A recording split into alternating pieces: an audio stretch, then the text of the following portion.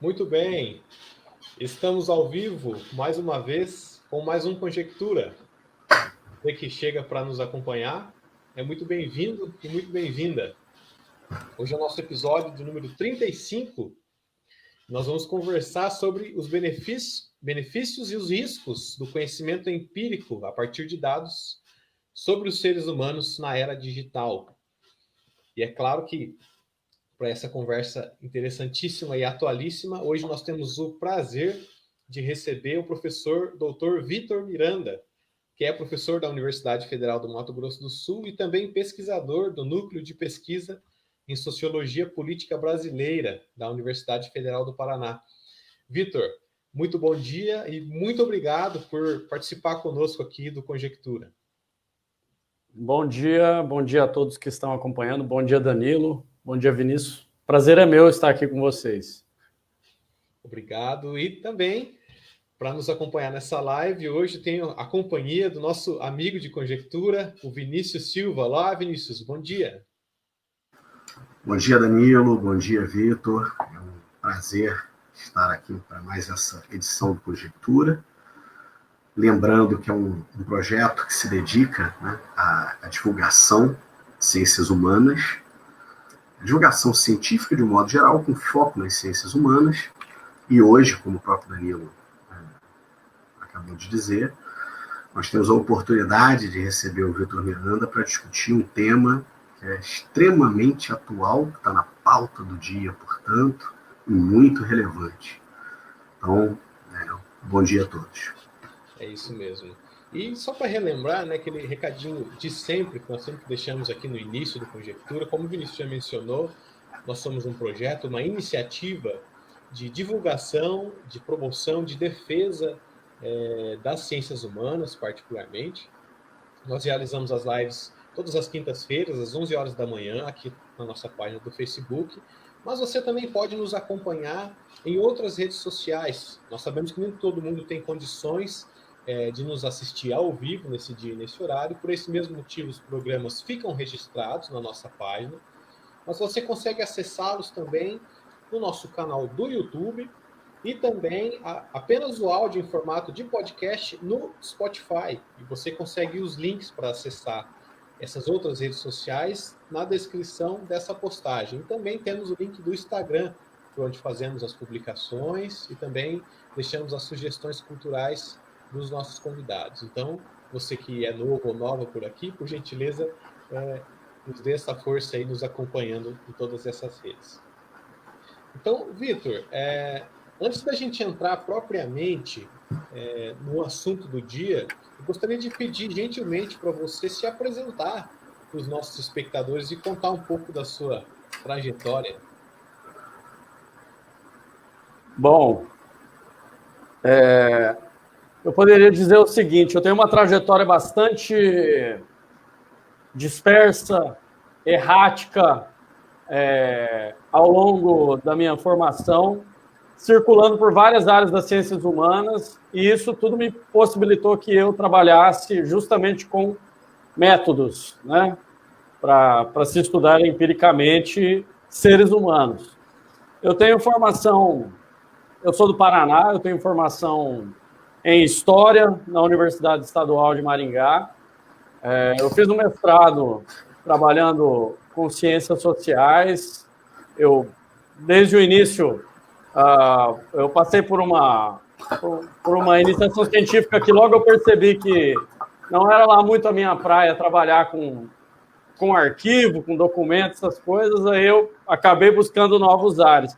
Eu fui para ciências sociais, eu fiz um mestrado em sociologia também na Universidade Estadual de Maringá. Aí, bem novo, eu passei no concurso e vim para o Mato Grosso do Sul, né? Eu fiz doutorado em História Econômica e fiz pós-doutorado em Ciência Política, né?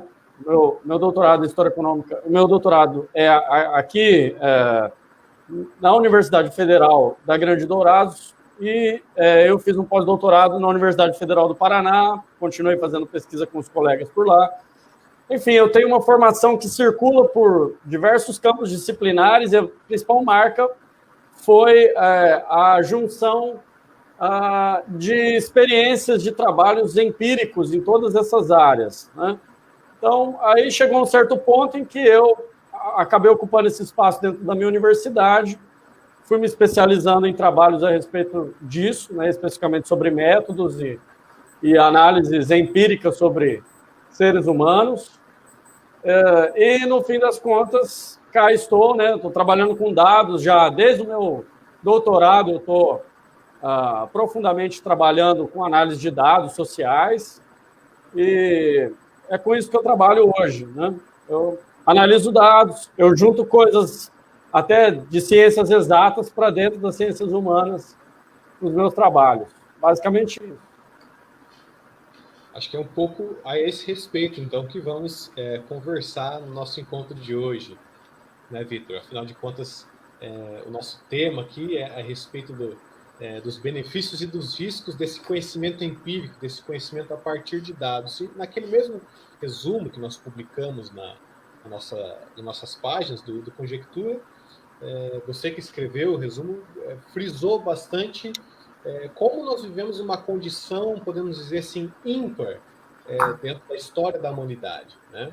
Você que é historiador sabe disso, todo mundo, né, consegue entender isso com uma reflexão bastante breve, que no decorrer de todos os séculos da nossa existência, nós nunca tivemos acesso a tanta informação a respeito de nós mesmos, inclusive, né? Nós nunca conseguimos coletar tanta informação a respeito de nós, por exemplo, dos nossos gostos, dos nossos interesses, mesmo das nossas disposições psicológicas, nossa saúde mental, enfim. Acredito que o avanço da tecnologia ela possibilitou que uma imensidão de dados a respeito de nós mesmos, nós seres humanos, a maneira como nós nos comunicamos, como nós nos relacionamos, enfim, fosse coletada. E até conversávamos aqui em off, antes de entrarmos ao vivo na live, a respeito desse documentário que veio à tona recentemente na Netflix, que causou, podemos dizer assim, um pouco de impacto, né, nas pessoas, que é aquele documentário Dilema das Redes, justamente porque ele aponta para uma série de malefícios que essa abundância de dados ela pode redundar, né? Ela pode incorrer. Então, aparentemente, né, nós poderíamos ver com olhos muito positivos, por um lado, porque, afinal de contas, essa imensidão de dados permite que nós nos compreendamos melhor, que a gente tenha, né, possamos mobilizar, né, ou entender melhor determinadas variáveis para trabalhar melhor a partir daquilo que a gente tem interesse. Então, por exemplo, hoje, com o avanço da tecnologia, com o avanço da informação, nós conseguimos fazer uma série de mapeamentos, sei lá, pensar assim, do ponto de vista de saúde, né, do ponto de vista do comportamento, como que isso possibilita que a gente tenha um cuidado melhor com nós mesmos, né? Os nossos dispositivos nos auxiliam, né? Quantos passos nós demos no dia, quanto nós nos exercitamos, enfim, quantas horas nós dormimos. Mas, por outro lado, parece também que essa abundância de dados ela pode, né, engendrar uma espécie de reprodução de formas de dominação, de formas de subjugação. Essa é uma crítica que se faz, uma crítica, inclusive, que aparece nesse documentário que eu mencionei.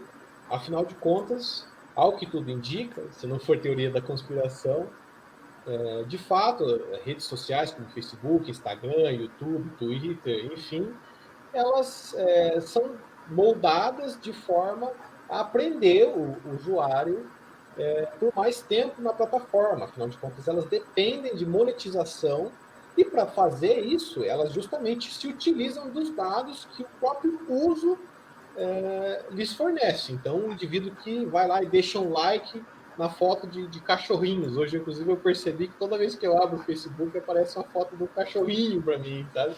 Acho que ele acha que eu gosto tanto, que isso me prende mais na rede social, me deixa satisfeito, enfim. Daí isso, né, faz com que o indivíduo perca mais tempo na rede social, enfim, isso é algo que eles usam para gerar mais monetização e gera um círculo vicioso e uma série de outras consequências que nós podemos conversar ao decorrer do nosso programa. Vitor, eu queria então que você explicasse para nós, né, um pouco dessa ciência de dados. Primeiro, né, é um conhecimento empírico justamente porque esses dados nós fornecemos com a nossa experiência cotidiana. E como que você se posiciona nessa balança de benefícios e riscos do uso desses dados? Sim. Bom, eu vou falar isso puxando a brasa para nossa sardinha nas ciências humanas, tá? Mas fazendo algumas combinações com algumas coisas que têm a ver também com o histórico das ciências em geral, num todo. Bom, o século XX é um século marcado por uma série de inovações em caráter de sistematização de métodos das ciências empíricas, que a gente passa a ter a gente tem alguns saltos inovacionais que nos levam a algumas descobertas que fazem com que a gente tenha maior capacidade de avaliação de efeitos de determinadas variáveis sobre outras variáveis. Bom, o que eu estou querendo dizer com isso? Do início do século XX para cá, né, do início do século XX, para delimitar melhor, assim, do início do século XX até a primeira década do século XXI, a gente passou por um momento em que os estados nacionais se tornaram burocracias cada vez mais sofisticadas, os controles de dados sobre populações passaram a ser cada vez mais pormenorizados, né? A capacidade de registro de dados passou a ser cada vez maior, porém, a gente tinha esse dado armazenado e processado fundamentalmente de modo analógico, né? Algo que faz total diferença em relação ao que a gente tem hoje, né, de capacidade de análise de dados. Bem, no século XX, então, a gente passou por uma transformação de ter maior capacidade, mas nosso alcance de generalização ainda era muito limitado e as avaliações elas eram marcadas por externalidades. O que eu quero dizer com isso? Era necessário o recolhimento de amostras, né, para que a gente tivesse um tipo de dado que fosse capaz de explicar o todo. Então, a gente pegava parte para explicar o todo, buscando fazer com que essa parte fosse um reflexo do todo. Esse é o conceito de amostragem, né? E, a partir dessas amostras, a gente fazia testes probabilísticos para se tentar chegar a uma generalização a esse todo. Isso funciona em todas as ciências, basicamente, né? No caso, as ciências duras que a gente está tratando. Especificamente as ciências duras orientadas pela virada da estatística promovida no início do século XX. Bom, se você combinar técnicas de amostragem, formas de organização de dados baseadas em amostras para se fazer generalização do todo, com abundância de dados sociais, humanos, advindos de burocracia, de controle de governo, você ainda assim vai ter dificuldade, mesmo com essa combinação, você vai ter dificuldade de conhecer os seres humanos, porque você ainda vai ter um erro para lidar e porque o seu processamento, sua armazenagem de dados vão ser limitados. Isso eu estou falando do panorama do século XX, tá bem? A partir da primeira década, a partir da última década do século XX, dos anos 90, e de maneira consolidada, a partir da década passada, né, quando se consolida a coisa, a segunda década do século XXI, você tem a consolidação da entrada de um novo momento histórico em que você passa a ter dados registrados com capacidade de processamento, com capacidade de armazenagem e não mais com técnicas grosseiras de análises baseadas em generalizações sobre amostras simples, miudinhas, que são micro-recortes e que normalmente são baseados em avaliações externas àqueles que estão sendo analisados. Não sei se eu estou conseguindo me fazer entender.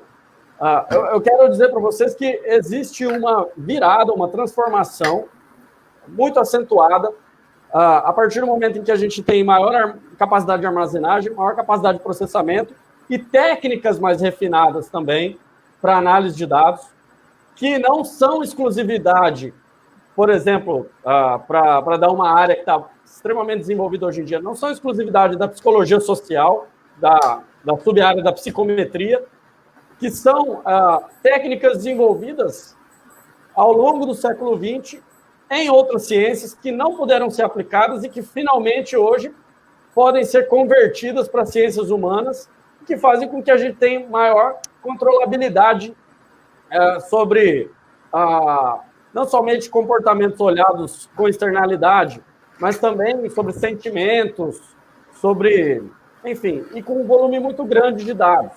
Então, a gente está vivendo um momento, né, em que há uma virada de alcance em relação aos tipos de dados e o modo como os dados podem ser tratados e analisados, de tal modo em que isso está articulado com um todo de transformações da história da ciência, dá para dizer assim, e isso também tem a ver com um momento histórico de desenvolvimento material tecnológico que nos trouxe maior capacidade de armazenagem e de processamento de dados. Então, a combinação disso faz com que a gente tenha esse mundo que tenha a maior possibilidade de sensivelmente se aproximar, inclusive, de manifestações que não são mais externas ao indivíduo, externas em que sentido? Um observador externo olhando. São internas também. São as pessoas revelando sentimentos, e esses sentimentos sendo agrupados com uma certa categoria sensível, uma certa classificação categórica, melhor dizendo, sensível desses sentimentos, e você possibilitando a análise desses sentimentos com um volume muito grande, a tal ponto em que eu possa predizer os comportamentos humanos de uma maneira bastante sofisticada e que nos leva a ter muitos riscos e muitos benefícios também, né? A gente tem muitos benefícios porque a gente consegue encontrar pessoas que têm interesses próximos da gente com maior facilidade, né? E a gente passa a ter um mundo muito mais perigoso, digamos assim, porque o domínio desses dados e o uso de técnicas bastante sofisticadas, mas com intenções que sejam de caráter de manipulação ou que não respeitam pressupostos éticos, podem provocar danos a muitas pessoas. Vitor, só para esclarecer um pouco, como que se dá a coleta desses dados? Porque, assim, ouvindo você falar, me ficou bastante claro que me parece que esses dados eles eram coletados, pelo menos no século XX, você disse o processamento analógico, né? Mas parece que a coleta também, sei lá, o tipo de informação, por exemplo, que você dá numa declaração de um imposto de renda, por exemplo, ou quando você faz o cadastro numa loja. Eu queria que você explicasse, por gentileza, qual que é a natureza desses dados, tá? De onde que esses dados vêm e, de modo geral, o que esses dados apresentam a nosso respeito? Por que eles podem ser considerados conhecimento empírico sobre seres humanos? Sei. Os dados, eles continuam sendo provenientes de seres humanos. Eles eram lá atrás, eles são hoje. A diferença é o volume de armazenagem e a capacidade de processamento. A partir de um alcance maior de armazenagem, que hoje é absurdamente, soberbamente maior, né? Em escala exponencial. E a partir do momento em que a gente passa a ter um volume de processamento também absurdamente maior, né? A gente passa a ter capacidade de mapear melhor rastros que as pessoas deixam, seja em relação a pequenos traços, características, como, por exemplo, um detalhamento de uma compra em algum comércio, em alguma loja virtual, seja até mesmo de uma maneira tradicional como havia antes, os dados de declarações de imposto de renda, por exemplo, que é um dado classicamente encontrado em todos os países em que a renda é tributada. Enfim, a partir do momento, a diferença é que o recolhimento desse dado ele é pormenorizado hoje. Você tem maior acurácia para pormenorizar esse dado. Esse dado, a chegada até ele, ela é facilitada por conta da capacidade de processamento ser maior. A armazenagem é muito mais farta. E dá para se dizer também que houve uma evolução extremamente grande aí dentro do nosso histórico das ciências sociais mesmo. Uma evolução extremamente grande em formas de se captar esses dados. Eu vou dar um exemplo para vocês. Quando a gente... Um trabalho clássico das ciências sociais, né? Quando nós temos a chegada de um antropólogo, como a gente pode perceber nos cadernos do Malinowski, né, que é um autor clássico da antropologia. O Malinowski chega em um certo território e aí ele pega e instala ele como um burocrata do Império Britânico. Ele instalava lá a cabine dele e começava a registrar as pessoas, né? Esse registro de pessoas, ele era feito à mão e esses dados, posteriormente, eles serviriam para o governo do Império Britânico e também serviriam para pesquisa, né? O registro dos dados era extremamente limitado, era um registro de dados que tinha uma série de problemas porque era preconceituoso, tem uma série de críticas em relação, até nos próprios cadernos do Malinowski foram feitas críticas posteriores, né, a respeito da postura colonialista que ele teve na captura desses dados, da forma como ele abordava os nativos.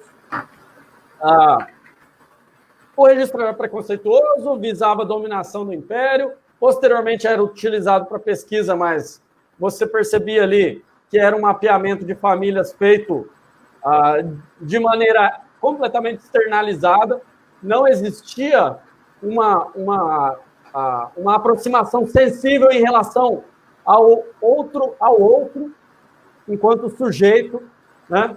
Técnica típica que a gente tem hoje nas nossas observações participantes no século XXI.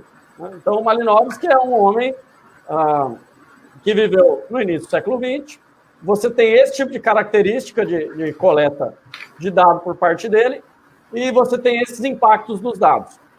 Hoje em dia, nós temos condições de fazer pesquisas mais refinadas, utilizando técnicas de observação participante e de aproximação etnográfica frente às populações, em que, de modo mais sensível, a gente tem a capacidade de captar aquilo que é uma espécie... reconhecimento das pessoas em relação à terra, sentimento delas em relação a certos acontecimentos, valores que essa população tenha. Então, eu tenho uma capacidade de me aproximar de modo mais sensível, utilizando, inclusive, de formas de alteridade para me colocar no lugar do outro e compreendê-lo, e eu tenho condições de registrar isso, tal como o Malinowski fazia. Só que num registro ainda maior e com muito mais armazenagem, né, no caso, por ser ainda maior, e com uma capacidade de processamento ainda maior sobre esses dados, para conseguir fazer análises muito mais sofisticadas do que análises estritamente intuitivas, que são aquelas baseadas no que eu olho, que eu penso a respeito, eu avalio a olho nu e descrevo.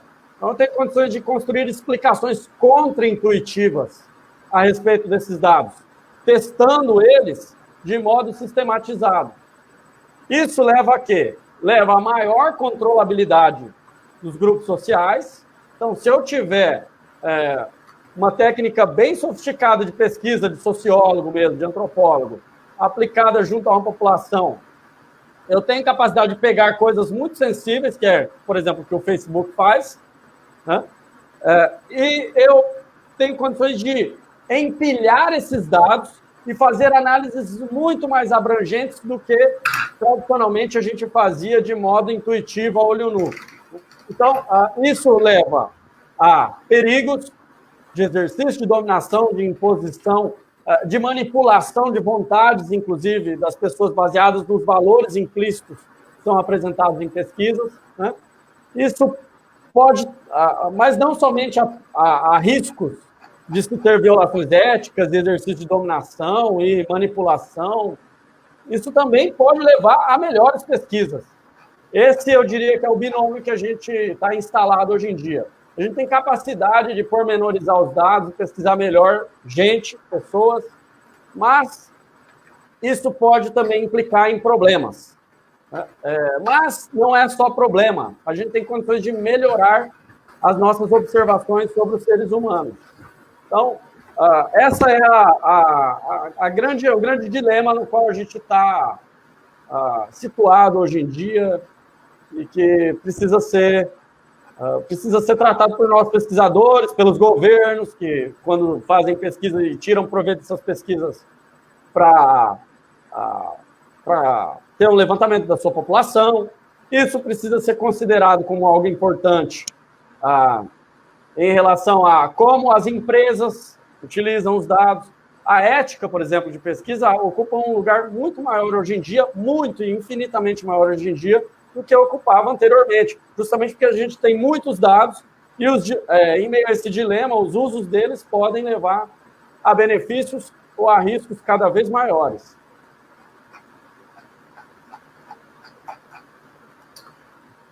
Muito bom. Sem dúvida. Vinícius quer. Sim. Vitor, esse assunto é extremamente instigante. Eu queria só chamar a atenção aqui para duas coisas que eu achei bem interessante logo ali na sua apresentação. Quando você situa o próprio trabalho numa zona fronteiriça entre as ciências humanas e as ciências exatas, isso é uma coisa que me interessa profundamente, né? Eu enfatizo bastante essa necessidade de nós nos colocarmos numa perspectiva realmente multidisciplinar, não é? E diluirmos um pouco essas supostas fronteiras entre os diferentes campos do conhecimento. Então, essa multidisciplinaridade da sua trajetória, poxa, muito legal. Eu queria falar rapidamente sobre uma coisa que se passa, portanto, no campo das ciências da natureza, para poder puxar para as ciências humanas e saber se nós temos algo semelhante em curso nas ciências humanas.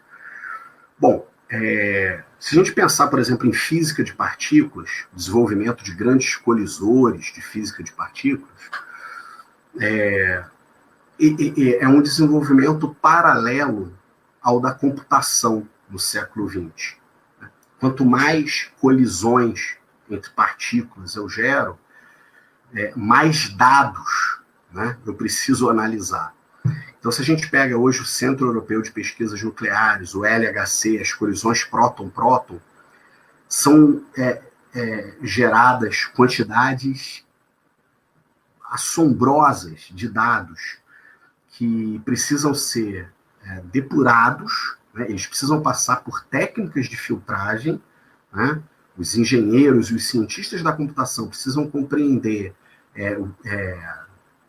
o que é ruído e o que é sensor realmente detectado no experimento, acionado no experimento, o que é partícula, o que é ruído. Então, eu preciso gerar dados, filtrar dados, armazenar e conseguir estabelecer uma certa engenharia de tráfego. Esses dados eles precisam trafegar. Sem a armazenagem é fundamental, mas a gente precisa assegurar mobilidade, tráfego para os dados. Agora eles estão pensando em construir uma nova geração de colisores, um colisor ainda mais potente que o LHC. Isso geraria uma quantidade absurda de dados e nos colocaria diante da seguinte questão. Já podemos já podemos vislumbrar no horizonte um certo limite na capacidade de armazenagem e tráfego de dados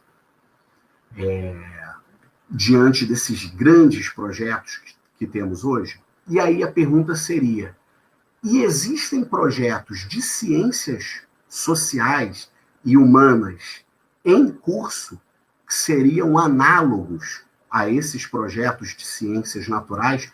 Nós temos hoje algum consórcio global em ciências humanas gerando uma quantidade absurda de dados? Porque nós temos, de fato, muitos projetos, milhares de projetos paralelos acontecendo. Mas no campo das ciências naturais, uma coisa que nos chama muita atenção é justamente esse modelo da Big Science. Certos artigos de experimentos realizados no Atlas, no LHC, são assinados por 3.000 pesquisadores. Isso é impensável nas ciências humanas. E os dados que tiveram que ser armazenados, analisados, para que os resultados fossem obtidos, são assombrosos. De alguma maneira, existe nas ciências humanas também esse tipo de configuração nos modos de produção do conhecimento, um modelo de Big Science, grandes consórcios gerando quantidades brutais de dados. Eu lembro aqui de um projeto chamado Zoo Universe, em que pessoas do mundo inteiro podem participar de diversos subprojetos oferecendo dados para as pesquisas mais variadas. Tem classificação de galáxias, classificação de estrelas, e tem alguns projetos também de ciências sociais. Tem um, por exemplo, que eu não entendi bem, eu só vi lá, que é classificação dos padrões sonoros na cidade de Nova York. Então, todo mundo que mora em Nova York, ou que está em Nova York, pode interagir com a plataforma, falar, eu estou aqui no Brooklyn, eu estou aqui no Queens, e sei lá, está acontecendo tal e tal coisa. E a galera vai acumulando esses dados e vai analisando para poder montar um mapa, digamos assim, sonoro de Nova York. Então, tem um consórcio aí. Haveria algum consórcio global na área de ciências humanas, trabalhando com esses volumes de dados? Estaríamos próximos de algum limite? Olha, Vinícius, é muito interessante a sua questão. E ela aponta, inclusive, para alguns problemas que a gente tem dentro das ciências humanas em relação a esse tipo de abordagem. Eu tenho várias críticas em relação à segmentação de atividades de pesquisa dentro das ciências humanas, até por trabalhar com método, eu acho que não tem como ter esse tipo de fronteira, em que você tem pesquisadores que se reconhecem como pesquisadores qualitativos e outros quantitativos. Não existe isso. Você tem pesquisador de ciências sociais e você, inclusive, tem uma possibilidade de atingir novas formas explicativas a respeito dos fenômenos sociais através de Big Data, né? Isso é notório, tem uma abundância colossal de dados, a gente tem que aproveitar isso. Essa abundância colossal não é para qualquer um, né? Então não está em qualquer lugar, mas a gente precisa se preparar para isso. Nós temos um subcampo, que é o subcampo do qual eu me reconheço como parte, né? Que é o subcampo de ciência social computacional, que tem trabalhado com algo próximo disso. É um subcampo que veio das ciências sociais, é um subcampo que veio que tem um reconhecimento dentro das ciências sociais, porém, inicialmente, ele tinha mais a presença de pesquisadores da área da física, né? E isso tem um grande problema de controvérsia epistemológica dentro das ciências humanas, porque tem uma tendência a se classificar com uma visão que, na minha opinião, é deveras atrasada em relação a que pesquisas que tenham algum tipo de objetividade seriam imediatamente vinculadas ao que seria um certo conceito de positivismo, que que seria lido a partir dos clássicos do século XIX. Então, eu tenho várias críticas em relação a isso. Eu não vou entrar em detalhes a respeito disso, porque eu acho que não vale a pena. Enfim, eu acho que esse debate de racha epistemológico dentro das ciências humanas é uma besteira. Eu penso que precisa ter um tipo de aproximação e diálogo entre os pesquisadores de uma maneira geral. Eu não acredito, eu também não sou desses que são ultra-empiristas que acreditam que o mundo todo pode ser observado. Eu sei que tem coisas que não podem ser observadas empiricamente e que você precisa de teorias para explicar esse mundo que não pode ser observado empiricamente. Agora, eu penso que é fundamental a aproximação de pesquisadores, trabalhos em coautoria, parcerias, para se obter melhores resultados de pesquisa. Bom, dito isso, eu diria para você o seguinte, a gente sabendo que ciência social computacional teve inicialmente muita gente que veio da física, dominou a coisa fazendo simulações, né? A partir de técnicas de simulações por meio de modelagens de cadeias Markov e tudo mais. Aquelas técnicas que são bastante reconhecidas hoje em dia como importantes, inclusive em ciência de dados. Bem, nós tivemos isso lá atrás. Ao longo do tempo, tem um movimento de ocupação também de sociólogos dentro dessa área, de psicólogos sociais, de sociólogos, se aproximando disso também, né? A questão é que isso tem acontecido principalmente nos países centrais. No Brasil, isso é muito pouco, inclusive não tem estímulo significativo para isso acontecendo aqui, é uma pena. Entre outras coisas que a gente tem essa barreira de controvérsia epistemológica, que eu acho que é uma controvérsia estéril, e a gente tem essa dificuldade de entrar nisso no Brasil, tem uma presença disso nos países centrais, tem um constante avanço disso nos países centrais, né? E tem a presença de gente das ciências sociais chegando no campo também. Porém, existe também uma forte influência das empresas sobre isso. Por quê? Nos países centrais, quem mais está financiando trabalhos nesse sentido são Microsoft, Facebook, Google, enfim.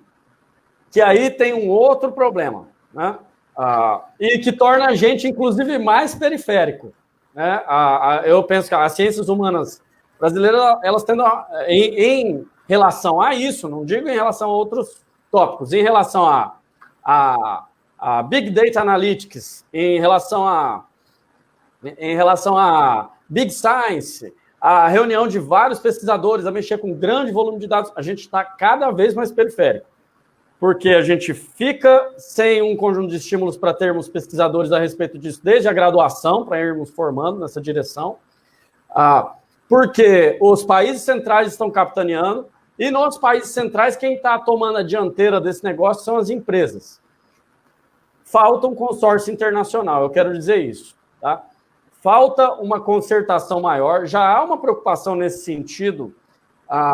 Por exemplo, a gente tem um painel internacional das desigualdades ligado às Nações Unidas, né? Isso é uma coisa importante, é uma iniciativa importante. Eu acredito que, ao longo do tempo, dados educacionais, dados sobre minorias, dados que vão além de dados sobre consumo, dados relacionados a aspectos socioeconômicos relativos à desigualdade também, isso tende a ganhar mais espaço entre organismos internacionais e haverá essa demanda que você está apresentando, que é uma demanda própria de quem está passando por uma transformação científica profunda, né? Então, se você passa a ter mais dados, passa a ter maior capacidade de trabalho, né? Passa a ter necessidade de mais servidores. Vamos pensar o seguinte, a Big Data não é feito em uma memória, em um HD normal, né? Você precisa de um conjunto de servidores com dados em nuvem, processadores de alta performance para conseguir analisar esses dados, com muitos pesquisadores. Se esses dados são dados sociológicos, você vai precisar, obviamente, da presença de pesquisadores em termos internacionais. Eu digo até que eu diria que tem até um nicho para ser explorado por gente que estuda ciências sociais, ciências humanas hoje em dia. Investir nisso, buscar uma formação nessa direção para participar disso, que tende a crescer nos próximos tempos. As empresas estão capitaneando isso, estão investindo nisso, só que as empresas também têm limites. Elas começam a entrar em conflitos em relação aos grupos de pesquisa que elas formam, principalmente nos Estados Unidos, que a gente tem os principais centros financiados por empresas, e chega a um ponto em que, em meio a esse conflito, a coisa começa a patinar. Passa-se a ser necessário um consórcio que não envolva somente uma empresa, né? Um consórcio envolvendo diversas partes. Então, e os governos vão ter que participar disso também. E, em meio a isso, é importante que também os organismos internacionais, vamos pensar, os organismos que tratam de direitos humanos, precisam entrar nesse barco, né? Então, você tem ali uma parte das Nações Unidas que trabalha com isso. Você tem ONGs que trabalham, organizações não governamentais muito grandes, importantes, né? Que têm preocupações voltadas para direitos humanos, por exemplo, né? Entre outras áreas que são mais afeitas a nós das ciências humanas. Eu penso que essas áreas, esses organismos, eles vão se aproximar inevitavelmente desse debate, né? Hoje, você falando a respeito disso, existe um projeto das Nações Unidas voltado para recolhimento de dados e para ter uma espécie de repositório de dados sociais, especificamente a respeito de direitos humanos. Depois eu posso passar, inclusive, o link para vocês, eu não tenho aqui à mão. Mas, enfim, eu penso que isso é um campo que vai largamente se desenvolver, vai necessitar de pesquisadores. A gente precisa ter a cabeça aberta para lidar com isso, para ter cada vez pesquisadores de origens as mais diversas dentro, tratando de temas sociológicos, de temas de ciências humanas cada vez mais diversos. E é isso. Eu imagino que esse campo seja bastante frutífero para os próximos tempos. Nós não temos nada tão consolidado quanto os projetos da área da física que você citou. Legal. Victor, eu talvez queria puxar a sardinha um pouco mais assim para a minha área de pesquisa, que é a ética e a filosofia política.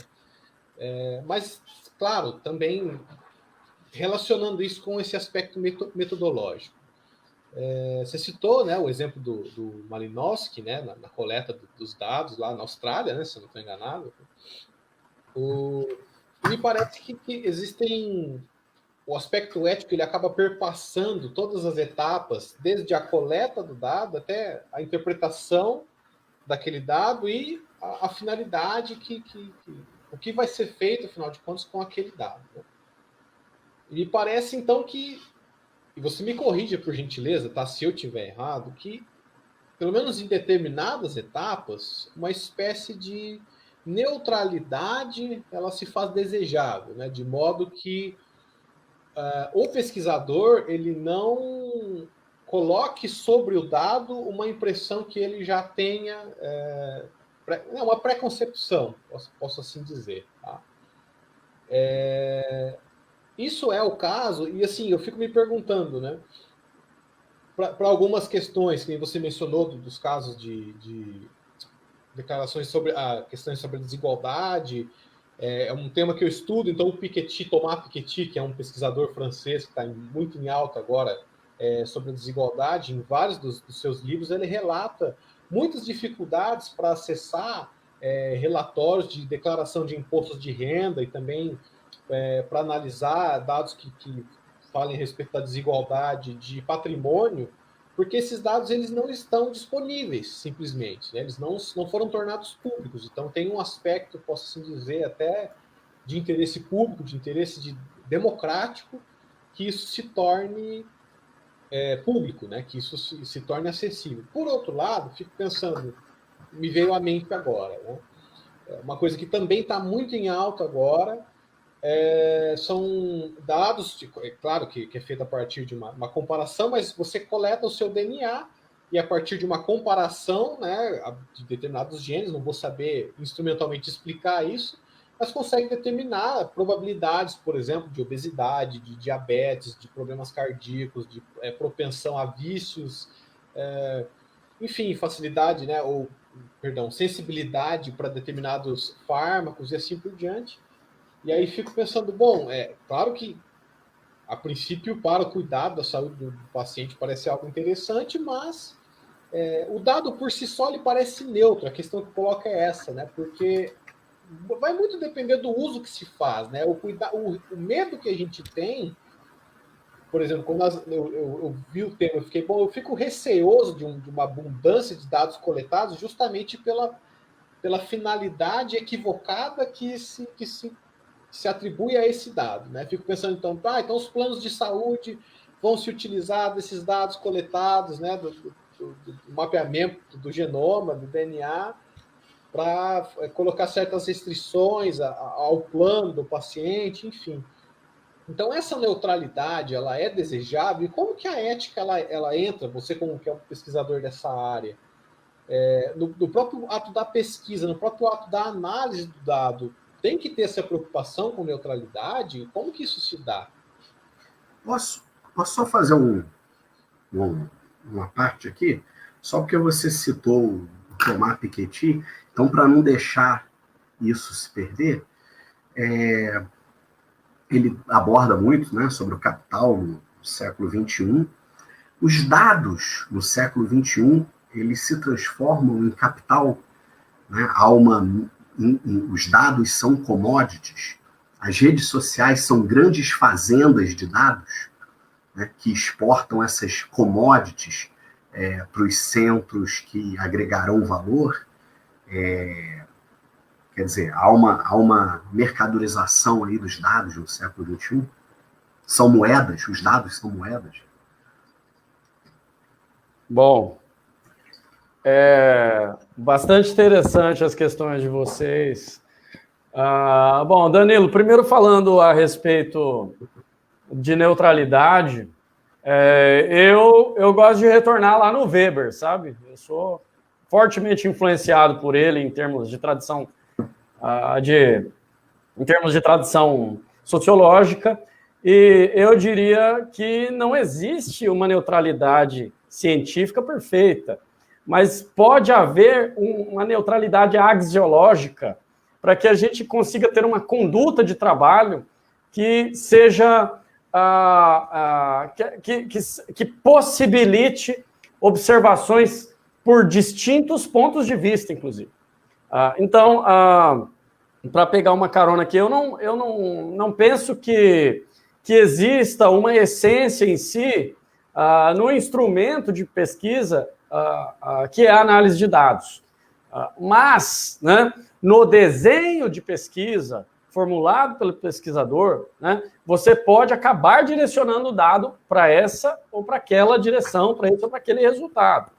E isso daí, assim, aí para puxar, além do Weber, né, uma influência do Thomas Kuhn aqui, as comunidades do conhecimento, elas são suficientes para colocar em debate, até elas são volumosamente, institucionalmente, né, volumosamente encontradas hoje em dia, e elas seriam a melhor arena para se colocar em debate a sustentação ou não de um certo conhecimento pautado nesse ou naquele dado. Ou seja, eu estou querendo dizer, os dados, não existe neutralidade científica pura, isso não absolutamente, né? O que existem são representações, né? Representações científicas, e isso vai ser definido a partir do desenho de pesquisa. E no desenho de pesquisa você vai ter elementos étnicos, elementos éticos relacionados, né? E que vão certamente fazer a diferença da maneira como esse resultado vai ser atingido. Então, eu penso que eu já vi alguns debates, tem um pessoal que busca retomar uma certa neutralidade, uma certa ideia de neutralidade científica para se estudar as ciências sociais na era digital, no mundo computacional, né? A gente tem um autor como Duncan Watts, por exemplo, que é um cara que trabalha na Universidade da Pensilvânia, e é um pesquisador que defende isso. Eu, particularmente, não acredito. Eu penso que não existe essa observação externa, que teria um nível de objetividade perfeito. Isso não existe há muito tempo na história da ciência, e não é agora que isso vai ressurgir, vai ser capaz de dar a tônica de como que são feitas as pesquisas com dados, né? Então, nesse sentido, até eu penso que, por exemplo, para dar um exemplo prático, assim, combinações de debate sobre epistemologia feminista com dados são extremamente bem-vindas hoje em dia, desde que a gente tenha trabalhos sérios, rigorosos, né, de tratamento dos dados e de compartilhamento deles com a comunidade para debate. Então, eu penso que a gente tem muito a ganhar, inclusive, e a gente tem condições, inclusive, de dar um sentido político para esses dados e de aperfeiçoar uma série de avaliações que a gente tem a respeito, por exemplo, dos grupos de minorias que têm engajamento hoje em dia, político e tudo mais, etc, etc. Enfim, estou dando um exemplo mais prático para a gente tentar chegar a esse ponto. Então, de modo que eu penso que os dados, eles não são neutros, a pesquisa sobre os dados não é neutra, os dados, desde o recolhimento, eles não são neutros, a conduta do pesquisador, ela vai ser debatida entre quem tem as melhores técnicas de aproximação em relação a esse dado, de formação desde o banco de dados original, desde a entrevista, o survey que for aplicado, né, o recolhimento do dado, né, para que ele não tenha viés, um viés de preconceito, um bias, né? Então, você lidar com o bias, controlar ele, é algo muito importante hoje, né? É um pressuposto extremamente importante na ciência de dados em geral, né? E quando o agente das ciências humanas vai usar isso, a gente precisa também fazer uso, obviamente, porque a gente sempre fez uso de controles de bias, de preconceito, incutidos em nossas pesquisas, né? Então, voltando lá no Weber, cruzando ali com um pouco dos ensinamentos do Kuhn, a gente tem condições, mais ou menos, de nortear essa coisa, né? E em detalhes mais a respeito de ética, quando as delimitações éticas de um desenho de pesquisa, elas vão ter que ser produto de um balanço ali entre deontologia e consequencialismo, como sempre foram na história da ética, né? Então, eu imagino que esse debate ele vai acontecer numa perspectiva kuhniana que eu tenho a respeito da ciência. Esse debate vai acontecer em termos éticos. Pesquisas que são eticamente reprováveis dentro de uma avaliação deontológica e consequencialista em combinação, elas vão ser descartadas, elas não vão poder ser publicadas. E eu imagino que os controles, né, de princípios éticos são muito importantes ali dentro, na conduta do pesquisador, dentro do desenho de pesquisa, para que o manuseio da ferramenta, que é a análise de dados, sobre os dados, né, esse manuseio seja feito da melhor forma possível. E o Vinícius comentando aqui a respeito dos dados valerem grana, né? E os dados, inclusive, servirem para, nesse raciocínio, se os dados, vamos pensar, se os dados são capital, logo eles são capazes de gerar lucro, né?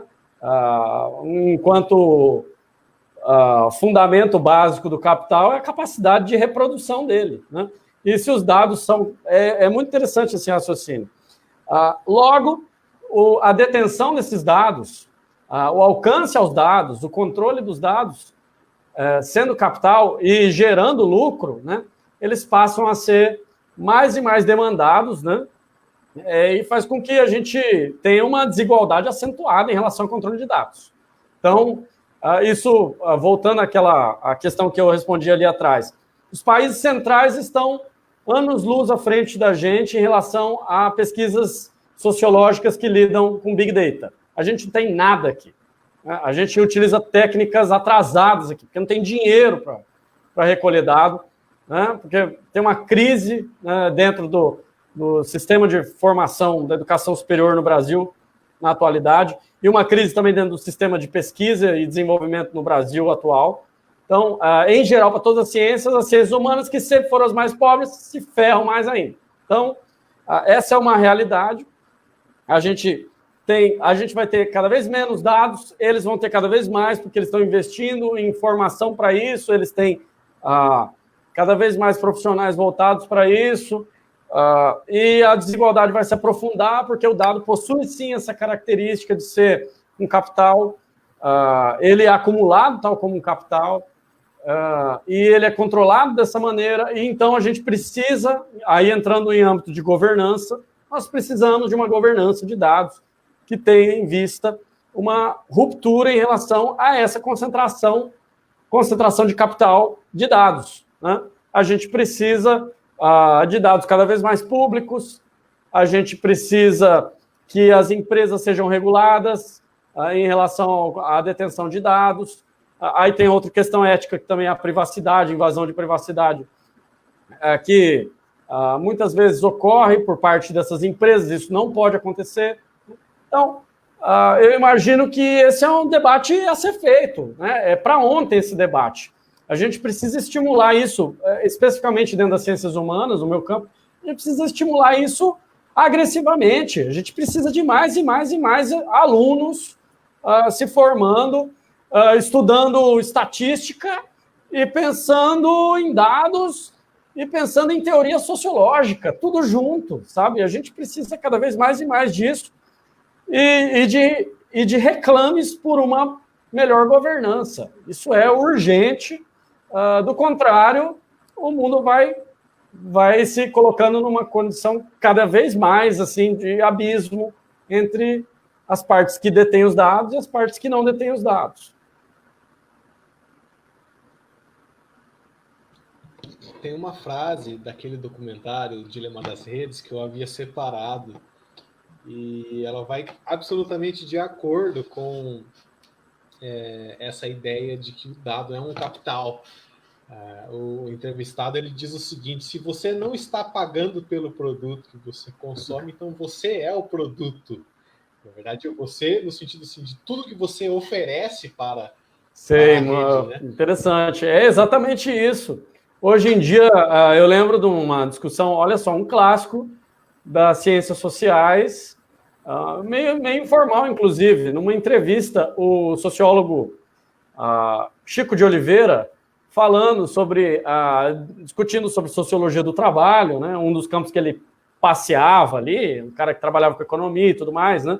No fim dos anos 90, a discussão era sobre a automatização dos bancos. E aí, mas o que explica, então, o velho Marx, você pensar o debate sobre reprodução do capital, em que você necessariamente precisa de um trabalho, em que o trabalho, né, transforme a natureza, que ao longo do século XX, em termos de aperfeiçoamento, transforme o insumo. E aí você vai ter o trabalho. E o trabalho, dentro de fábrica, inclusive, é capaz... e dentro de fábrica e com o maior nível de sofisticação de transformação da natureza vai resultar no maior volume de ganhos, e resultando no maior volume de ganhos vai resultar em cada vez maior alienação sobre o trabalhador, que vai ganhar cada vez menos e o capitalista cada vez mais. Estou resgatando o velho Marx aqui para fazer o entendimento do que o Chico de Oliveira falou sobre a automação de bancos. Ele disse o seguinte: isso não se perdeu, porque a diferença é que todos estamos trabalhando. Quando você vai no caixa eletrônico, você está trabalhando para o banco. Você tem ainda o conceito de trabalho ali presente, mesmo dentro de um setor de serviços, que, olha só, quer coisa mais abstrata que isso? Não tem nada de transformação de natureza ali em vista, né? No setor de serviços, você vai no autoatendimento recolher um dinheiro. E aí o que ele diz aqui, você tem aí uma dispersão do trabalho, né? De maneira, assim, numa lógica de capilaridade em que estão todos trabalhando o tempo todo. Então, você tem essa lógica, isso eu estou falando de teoria do valor, né? Você tem o valor hoje disperso, né? E circulando em atividades como cliques, né? O clique hoje, ele gera valor. Ele seria análogo a uma forma de trabalho. Ou seja, você está proporcionando ganhos para alguém que detém um meio de produção, que é aquela página, aquele site, aquela rede social, né? Depois vai obter ganhos, sobretudo extraindo seus dados e conseguindo transformar isso em marketing. Então, enfim, isso demonstra um nível de complexidade. Eu concordo com essa definição de que o valor está nisso aí, né? O valor está... o clique hoje, ele gera valor, as pessoas estão proporcionando ganhos, mesmo que você não pague para usar uma plataforma, você está sendo bombardeado de alguma maneira por algum tipo de produto, e você tem os seus dados sendo comercializados ali, e você está propiciando ganhos. Você mesmo é o produto ali dentro daquela dinâmica. Eu acho muito interessante. Eu entro numa questão final. Se isso por si só, Vitor, e Vinícius também, claro, já não apontaria justamente para um aspecto negativo desse excesso de dados disponíveis, justamente pelo fato de que essa abundância de dados faz com que, né, o capitalismo da vigilância, né, ele assim, engendra em todas as esferas da vida, né? Ele está presente em tudo que você faz, absolutamente, né? No clique, no tempo que você perde na fotografia, e eu não falo só de rede social, né? Você sai para a rua, você tem uma câmera de vigilância, você vai no banco, como você mesmo mencionou, ou em qualquer outro órgão público também. Então, eu fico pensando assim, se não é justamente o capitalismo entrando em todos os capilares da vida social, se isso por si só já não seria um aspecto negativo, quer dizer, isso mesmo que com isso mesmo que nós precisamos viver. Nós não podemos pensar uma outra maneira vamos dizer assim, de tornar esses dados disponíveis. Quer dizer, nós precisamos dessa coleta, dessa abundância, e como você mesmo falou, né, justamente pelo fato de que se transforma em valor, isso redunda em dinheiro, em lucro de alguma outra maneira, né? Danilo, eu vou aproveitar para pegar carona mais uma vez, tá? Só para já encaminhar a questão em pacote. A gente utiliza um anexo só.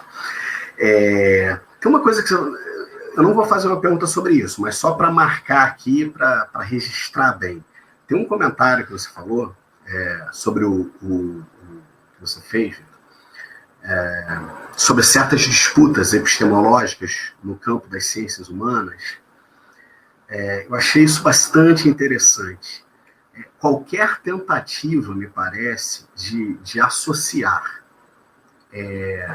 todo reclame por objetividade a um positivismo à lá século XIX ignora completamente toda a história intelectual do século XX. Quer dizer, então nós não fizemos nada em epistemologia no século XX, nós não fizemos nada em filosofia da ciência no século XX. Nós realmente imaginamos que há uma certa atualidade do positivismo, por exemplo, nas comunidades de praticantes de ciências, como se o próprio conceito de objetividade, o de verdade, o de factualidade não tivessem sido problematizados à exaustão. louco. Eu achei bastante interessante essa pontuação. Acho que isso dava uma nova discussão. Mas a questão que eu queria acoplar aí na questão que o Danilo levantou, que é uma questão bastante ingênua, que eu estou levantando a bola para você cortar. Tendo em vista isso que o Danilo falou, é possível viver hoje, no século XXI, integrado à sociedade de consumo, sem deixar pegadas informacionais? Quer dizer, seria possível? Difícil, não? Sim, interessantíssimas essas questões. Bom, vou comentar aqui um pouco sobre cada uma delas. Bom, Danilo, em relação ao uso do dado, que é grande volume de dados, grande capacidade de processamento, grande problema para a gente se o grande volume de dados fica na mão de um governo autoritário, né? Óbvio. Se fica na mão de uma empresa, porra, isso é horrível. Certamente vai dar coisa errada aí. Agora, da mesma forma, a gente tem grande volume de dados, grande capacidade de processamento, que pode proporcionar compartilhamento de mensagens do Black Lives Matter, por exemplo, né, que é um fenômeno próprio disso. Então, você não tem uma verticalidade pura na produção dos dados, no domínio dos dados. Existe também uma horizontalidade em que você, de uma maneira muito barata, você tem condições de mobilizar grande volume de dados. Isso é muito interessante. A gente chegou a esse mundo com muita capacidade de armazenagem, muito processamento, justamente porque a capacidade de armazenagem e o processamento estão cada vez mais baratos. E estando cada vez mais baratos por conta do acúmulo de desenvolvimento tecnológico, né? Basicamente, aí vamos usar o Marx de novo, é trabalho morto que está proporcionando o barateamento desse negócio, né? Com certeza. É uma lógica de transformação do capitalismo mesmo, né? O Marx é extremamente atual para a gente conseguir interpretar o que está acontecendo em termos de revolução, de evolução, melhor do que revolução, né? Dentro no âmbito de armazenagem e processamento de dados. Então, já que a coisa está desse jeito e está cada vez mais abundante, estando abundante, fica mais acessível e barato. E aí você passa a ter até pessoas que busquem uma formação aí, como, por exemplo, a pesquisadora Safia Noble, que é da Universidade da Califórnia, em Berkeley. Ela é uma entusiasta de mobilização de feministas negras em programação. Então, certamente, isso está presente hoje em dia nas mobilizações do Black Lives Matter, por exemplo, né? Então, assim, eu diria que você tem uma maior possibilidade de exercício de dominação e você também tem uma maior abertura velada para infiltração dentro dessa dinâmica de controle e manuseio de dados, porque está mais acessível. É impressionante isso, né? A gente vê, dentro da ciência política, por exemplo, as campanhas eleitorais hoje, né, se elas forem bem geridas de uma maneira inteligente, tem condição de reunir um monte de coisa, fazer uma campanha bem mais barata, tem um impacto muito maior do que as velhas campanhas, né, com aquele monte de infraestrutura carregando para um lado e para o outro. E você tem condições de juntar uma turma qualificada, boa, né, e fazer esse trabalho. Eu não digo que isso é a regra. A regra são as empresas chegarem primeiro, porque elas largam na frente. As empresas, os governos têm mais recursos, eles vão dominar os dados e vão exercer dominação de uma maneira problemática. Para isso que vem a necessidade de governança dos dados. E de briga por uma governança transparente, eminentemente pública, centrada na lei, nas regras, e que você tenha punições efetivas para quem violar lei e ética em torno de dados. Agora, mesmo que as empresas e os governos larguem na frente, ainda assim há uma abertura muito grande para mobilização hoje em dia, porque o acesso aos dados, para não usar o termo barato, ele é facilitado, né? E ele possibilita que se mobilize de maneira horizontal, de uma forma como jamais antes houve no mundo analógico. O mundo digital possibilita, né, isso. No mundo analógico, não. a coisa era mais verticalizada ainda. Né? O exercício de dominação a partir de dados, com os dados analógicos, era mais ainda. Quem tinha o Instituto de Estatística? Os governos nacionais. Quem que aplicava survey, né? Fazia uma pesquisa para recolher opinião pública? O Datafolha, o Ibope. Né? E só. Ninguém mais. Hoje em dia, você pode ter trabalhos como o da Safia Noble, junto de feministas negras ligadas à área de programação, por exemplo. Bom, você tem anônimos hoje em dia, enfim. Além disso, eu vou entrar em mais detalhes sobre a coisa. Não, mas esse mundo, né, vale a pena mesmo? A que ponto? Olha, eu diria que dentro das transformações históricas, esse é um mundo estabelecido, consolidado, né? E que eu compararia a rejeição a ele com o ludismo no século XIX, né? O ludismo, né, o movimento de quebrar máquinas, não deu muito certo. Então, eu acho assim, não tem jeito, né? Às vezes a gente fica irritado, dá uma raiva, assim, nossa, olha que, pô, né? Armas de destruição matemática aí nas mãos de gente errada, como diz a Cat O'Neill. Bom, mas é o mundo de hoje, a gente tem que enfrentar, aí é a história, é até difícil de explicar, a dinâmica foi para esse rumo, né? Com base no que o Vinícius estava comentando, até me perdi um pouco aqui, Vinícius, você comentou...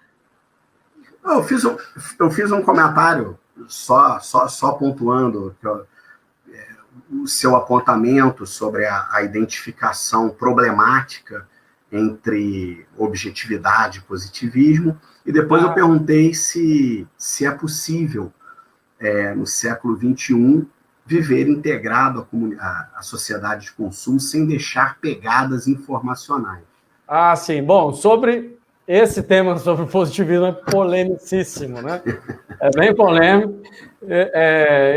Eu sinceramente, eu não tenho muita paciência para essa discussão, porque eu acho que a gente tem um debate com um nível, eu acho, um nível baixo em termos informacionais, especialmente no Brasil. Eu sou muito crítico em relação a isso. Eu acho que a academia brasileira, especialmente dentro das ciências humanas, que é a minha área, que eu adoro trabalhar e tudo mais, mas olha, eu vou te dizer, eu acho que a gente tem certos espantalhos criados em relação a alguns inimigos, e a gente tem que são baseados em preconceito ou em informação antiga ou em desinformação mesmo, e a gente tem alguns totens também criados para culto de umas certas concepções teóricas que só existe aqui no Brasil, né? Que eu gosto eu acompanhando futebol, o Mauro César Pereira, que é um cara que eu acompanho bastante, né? Ele reclama do pênalti à brasileira no Brasil. Pô, só aqui no Brasil é pênalti isso, fora não é, né? Aqui no Brasil nós temos muitas teorias de estrangeiros à brasileira, que é um negócio, enfim. Eu acho que, inclusive, os pensamentos desses autores acabam ficando muito engessados por conta de um certo culto a esse cânone, o autor tratado como um cânone que não pode ser questionado. E aí esse autor falou alguma coisa sobre positivismo, e aí ao falar isso sobre positivismo, lá nos anos 70 do século XX, ficou isso. A nossa avaliação sobre positivismo é essa. O que esse autor falou nos anos 70 sobre positivismo. Enfim, eu acho que esse é um fenômeno sui generis da academia brasileira. Bem, mas isso à parte, em relação à questão da dominação de dados e como não deixar pegadas, rastros,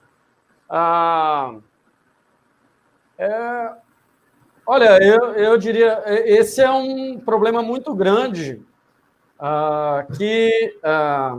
eu acho que o problema mais crônico em relação a isso, para apontar assim mais, dar exemplos mais concretos, isso é um problema muito grande, que a gente precisa de um debate mais profundo sobre direito ao esquecimento, e somente sociedades democráticas têm condições de fazer. Né? Somente regimes democráticos têm condições de institucionalizar o direito ao esquecimento. Eu vou falar, assim, de casos, né, mais concretos. O que a gente tem, por exemplo, acontecendo hoje na China em relação a reconhecimento facial é uma barbaridade. É um absurdo, sabe? Se a gente tem algum problema em relação à dominação e violação de direito, e violação de privacidade, destruição de individualidade, isso está acontecendo hoje na China, principalmente esse ano, com relação a essa pandemia. É um absurdo o controle sobre as pessoas. E não tem a menor perspectiva disso ser diferente. Porque você tem um partido comandando o regime político. Não tem a menor perspectiva. E ele faz todas as suas políticas lá dentro, inclusive executa as políticas públicas baseado nisso. Não tem jeito. Estão tentando fazer isso com Hong Kong, né? Tem lá uma resistência, porque Hong Kong tem uma tradição muito diferente em relação a essa coisa da privacidade, a maneira como você lida com o indivíduo, com os direitos individuais. Então, eu diria, essa é uma questão que a gente não tem condições de escapar, os rastros vão ficar cada vez mais por aí, vão conseguir extrair cada vez mais nossos rastros, aí é uma questão política, é uma necessidade de mobilização para se enfrentar essa dominação sobre as pessoas e esse controle sobre as pessoas, né? Que aí pegando um clássico nosso aí, né? Como que o Foucault explica de maneira tão pormenorizada e atualizada o conceito de panóptico e como isso é fundamental de ser enfrentado, é imprescindível, né? Ele lá atrás tinha clareza em relação a essas coisas de para onde o mundo estava indo, e a gente começa a perceber que a gente chegou nesse ponto e é necessário ter freio em relação a isso.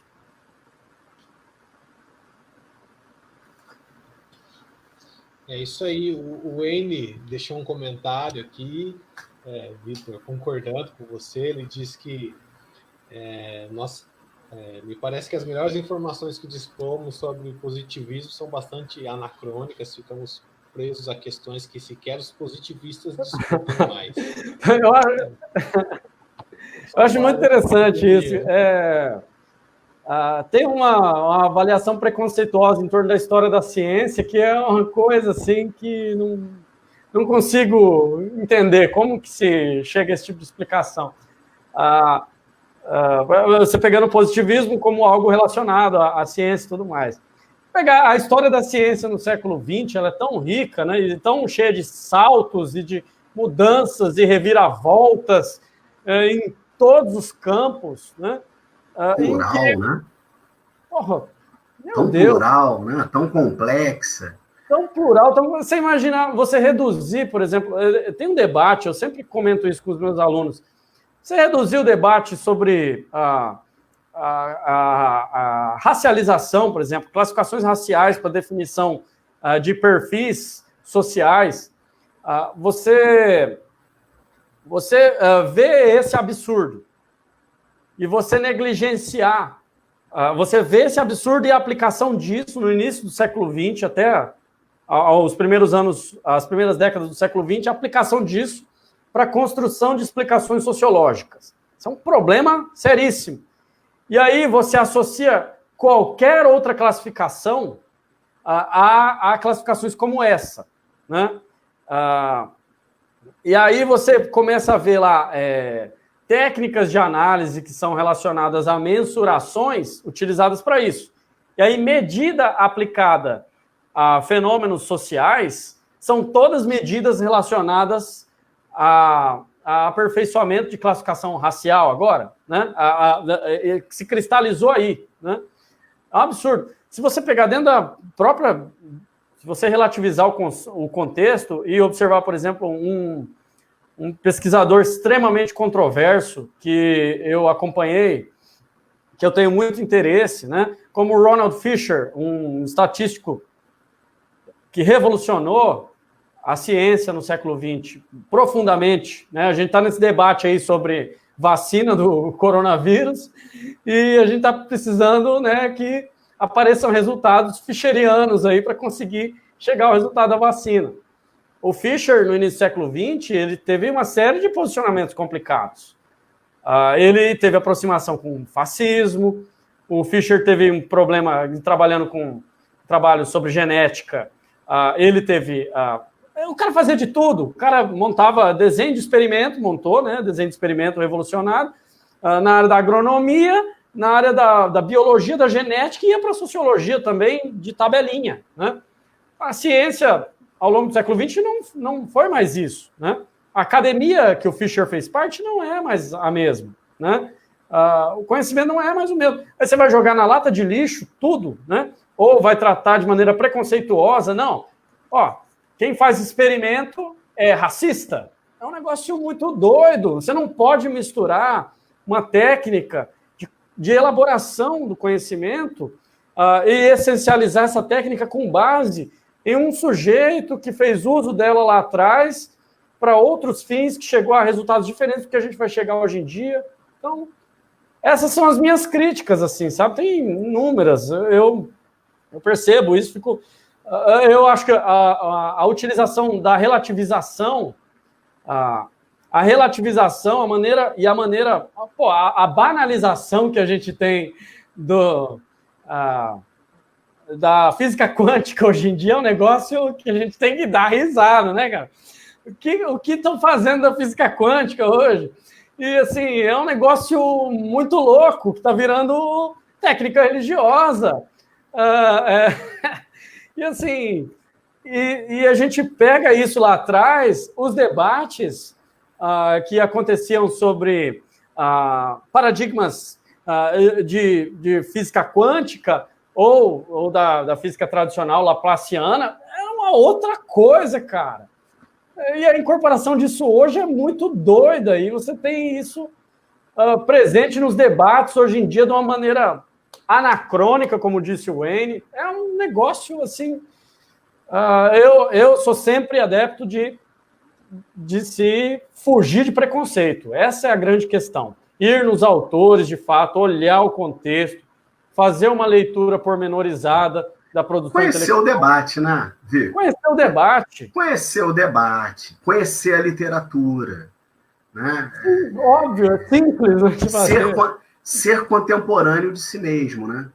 Viver no século XXI, conhecer o que está acontecendo.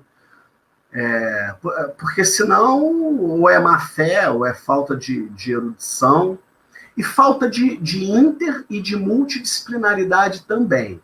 Porque essa onda de querer fazer filosofia sem dialogar com a história, com a sociologia, né? Ficar numa discussão ali puramente bibliográfica, sem se perguntar, mas peraí, como que os coletivos produtores de conhecimento em outras áreas realmente pensam? Uhum. Né? O que está circulando ali por aquelas redes de saber? Quais são os paradigmas, se a gente quiser utilizar uma expressão cuniana? Ou seja, não. A gente quer ficar só fazendo uma discussão bacharelesca, antiga, ultrapassada. Eu acho que você tocou num ponto nevrálgico aí. Pois é. Mas dói pra caramba. É igual fisioterapia. Depois fica 1, 2 semanas doendo. Olha, eu, como eu disse, eu não tenho muita paciência para repetições de coisas antigas, de preconceito sobre. E, assim, eu, inclusive, não atuo nesse debate. Eu trato sobre isso com os meus alunos e vamos meter a mão na massa, porque eu sou um entusiasta da multidisciplinaridade mesmo. Acho que os campos têm que se misturar todos, não somente dentro das ciências humanas, a antropologia com a história, com a ciência política, mas com a demografia, né, que esquece, inclusive, que é parte das ciências humanas, mas a gente tem que juntar isso tudo com outras áreas do conhecimento, com a biologia, com a computação, com as engenharias, com a física. Então, é muito importante que haja esse debate. Eu tento estimular para não ficar gastando muita energia com coisas que eu percebo que acabam nem saindo do lugar, porque o debate, eu reputo esse debate como muito atrasado no Brasil, assim, especialmente no Brasil, sabe? Eu acho que é o nosso pênalti brasileiro aí. E aí, eu acho assim, eu tento estimular os alunos e os meus colegas, vamos meter a mão na massa logo, fazer pesquisa e juntar coisas muito interessantes de todas essas áreas, tentar se aproximar com todas as áreas do conhecimento e respeitar os campos, né? E os paradigmas que são legitimados entre os pares em determinado segmento e aprender com eles. Vamos fazer isso. Legal. É isso aí. Bom, Vitor, eu agradeço muitíssimo a sua participação aqui no Conjectura. Nós acabamos nos estendendo um pouco aqui no horário, mas é porque o papo estava muito bom. Eu acho que foi muito elucidativo a sua abordagem, acho que trouxe bastante coisa para a gente pensar e também, pelo menos para mim, pelo menos clarificou muitas dessas questões ligadas à ciência de dados. Mas antes de encerrar o programa, eu gostaria de passar a palavra novamente a você e pedir para você deixar uma sugestão cultural aqui para os nossos espectadores, um filme, uma série, um livro, enfim, alguma coisa que seja do seu interesse aí que você gostaria de compartilhar.